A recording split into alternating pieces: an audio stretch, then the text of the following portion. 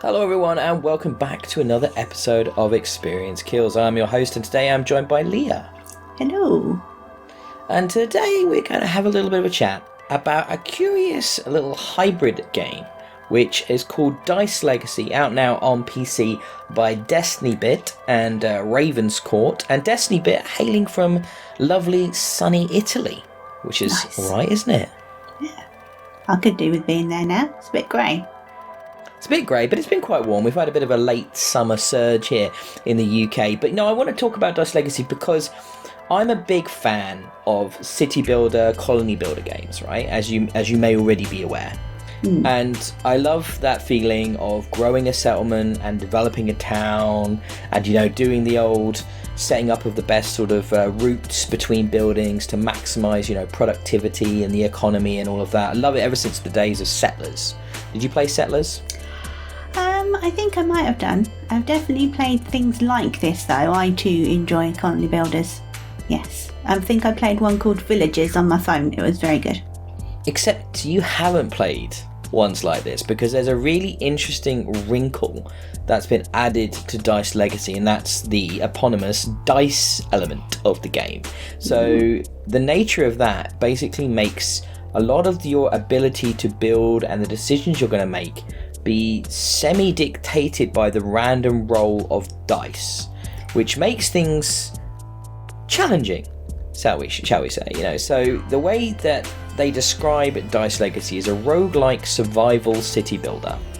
So we've got a few elements there that you might not expect as being part of a city builder game. Now, in the past, we have experienced some games of that nature. The one that comes to mind for me is Frostpunk, which is one of my favourite city builder games. A very, very difficult game, hence the roguelite element, the idea that you're going to need to tackle the game multiple times to get through a campaign or to get through because you're going to learn more in each subsequent playthrough, and then you're going to be able to use that to help you progress. Now, there is an element of that here at play in Dice Legacy, and then the other thing that's at play here is the survival element. The game is quite challenging, and this is definitely sort of emphasized by the way in which the dice mechanics come into play, though it's quite hard to describe. So hopefully you're watching the video and you get an idea of what I'm talking about here.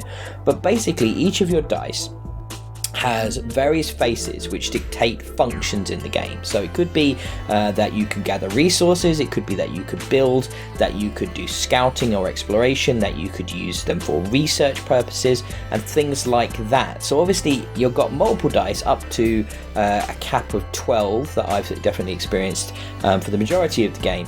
And these dice, you're going to roll them and then you're going to be limited by those faces as to what you can do with them at that moment. Now, you can roll them as often as you like, but they have like a life limit to them, which if you roll them too many times, they're going to expire and then basically going to be removed from your hand, and you'll have to then try and create new dice using certain buildings that are available in the game, such as houses, which is how you can put two dice together to create a third dice. The dice get jiggy with it, as it were, behind the closed doors of the house. This sounds mystical and odd. Mystical? You're like concocting dice out of houses. I mean, the word I would use is that it's abstract. It's quite weird and not necessarily easy to grasp.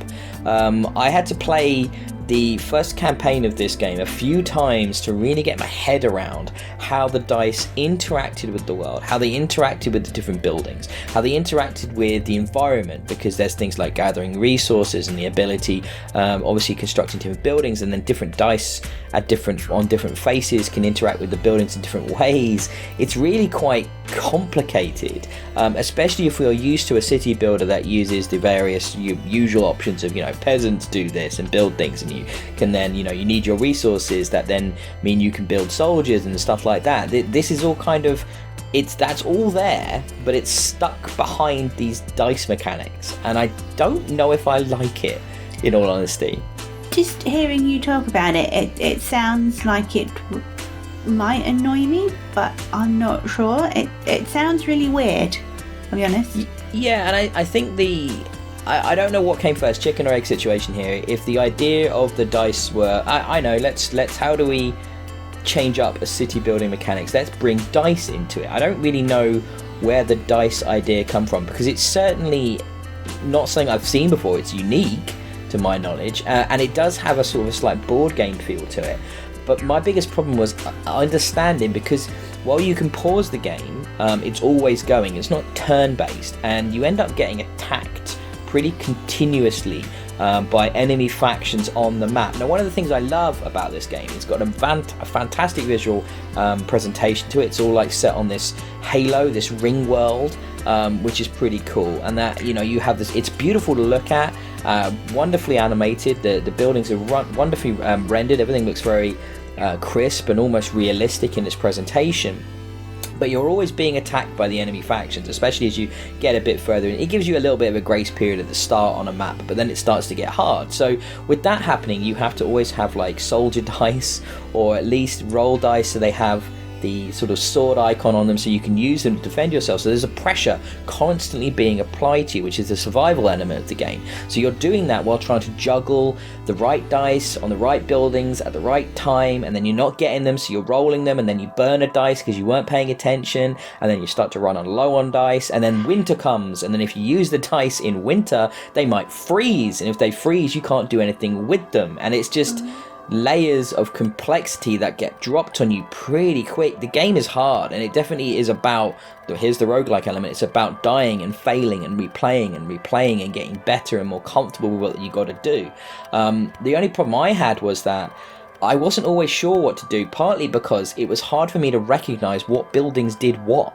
The art style being quite realistic meant that the encampment for going out and foraging and hunting for food looked a lot like another building. So I'd often actually find myself placing dice in the wrong buildings, and once they're placed, you can't unplace them. They then have a cooldown while they do the thing that they're there to do, and obviously that's also going to burn one of their life points.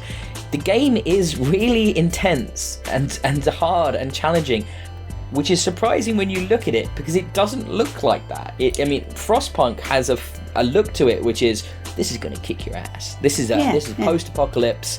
This is going to mess you up. This has got a much more sort of appealing look to it, sort of Hungarian fantasy, cutesy, and yet it really, really hammers you in a way that I actually found Frostpunk considerably easier to understand and grasp and know what I had to do. This game is a lot more difficult because of that abstraction with the dice mechanics. I mean, are the dice meant to be the people?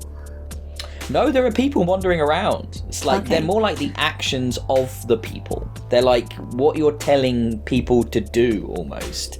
So for all intents and purposes, I guess they are, but there are lots of animated characters on the screen as well, milling around your town, doing their various things and stuff like that, you know? So I give you an example. You have a farm for wheat. So first of all, you have to place 2 of the cog dice, like worker dice, down on that farm to first of all get the farm ready for planting. And then you have to plant 2 more on there to then plant the wheat. And then 2 more to harvest the wheat.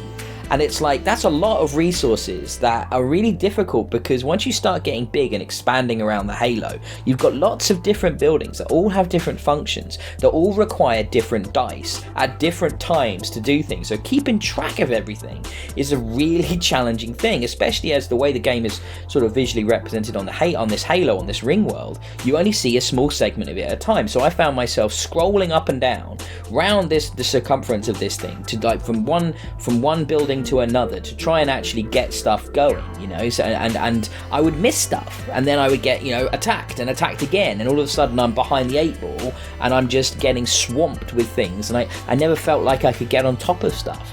And that would obviously come with time and practice. You'd get better at that, but the onboarding of this is really quite difficult to deal with. You don't feel welcomed into this world. You feel immediately like, you know, this is hostile and difficult and not fun. And I think that ramp up in city building games is usually much more gradual, much more easygoing. Even Frostpunk is easier going at the start. This really kicks your ass. Now, there's a real challenge to it, and that's not necessarily a bad thing. That might be what you're looking for. I'm just not sure that abstraction with the dice is really needed. It sounds like to me, like, for me, the dice is an added level of complexity that I would not enjoy. But some people might. Yeah. No, I don't think you would enjoy it, no. No. I mean, I know we've talked about in the past, you know, you enjoy your colony builders, you know, surviving Mars, you know, in games like that, and I think you know Frostpunk as well, and you might have given that a go, but this game, it feels unnecessarily difficult. Like, the difficulty almost feels artificial. It doesn't feel like it was, you know, a gameplay mechanic that came about organically. It feels like the dice were added on top to make it unique, and also more confusing. I'm not sure that's true, but it definitely wasn't one of the colony builders I've enjoyed, and I've enjoyed many of them, and I just think this is a bit too tricky in its sort of gameplay mechanics, and it's a shame because I think it looks great. I can see that there's some fun to be had in there, but it's not for me. Doesn't mean it won't be for everyone, but it's not for me. Okay, well, it did, as you say, it looked really, really cool. The ring world, something was interesting about it, but just, no dice, thank you. No dice. Yeah, this one, snake eyes. Yeah, let's go with that. But no, that's been another episode of Experience Kills. That was us having a chat about Dice Legacy by Destiny Bit and Ravenscourt, and it's available now on PC, fully released. It was in early access, but it's out fully now. And if that tickles your fancy, that's where you'll be able to find it. So you can also find us while you're maybe looking for that at Experience Kills on Twitter. Please give this video a like and subscribe to the channel while you're there, and, you know, hit that alerts button so you don't miss out on any of our awesome content. You can find us at Experience Kills on Twitter. You can find me at DIYE, and Leah is not on Twitter because she is the sensible one. So until next time, that's you know, one roll too many. There you go. We'll go with that, and we'll be back soon. Bye.